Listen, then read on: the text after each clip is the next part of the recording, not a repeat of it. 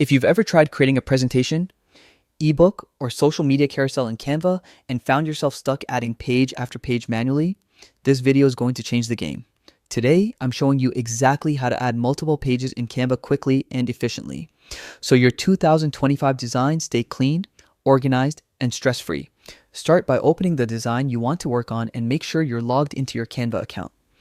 Once your project is open, look toward the bottom right corner of your screen. You'll see a small icon that looks like a grid or checkerboard. This is the grid view. Click it. The moment you open grid view, your entire project transforms into a clean overview with thumbnails of each page. This layout gives you a bird's eye view of your design, making it incredibly easy to manage, reorder, and edit sections, especially when working on multi-page projects. To add new pages, look for the small plus icon next to your existing page thumbnails.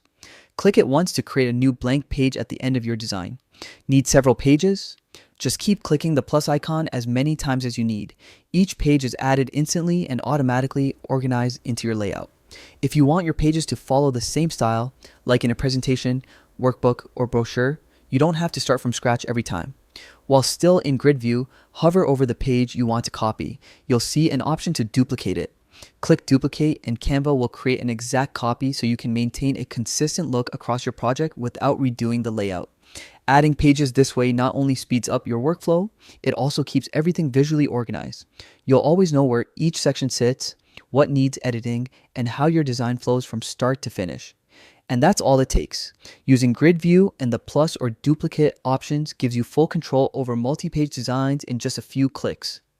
If this helped you streamline your next Canva project, stick around for more quick guides and design tips. Thanks for watching and happy creating.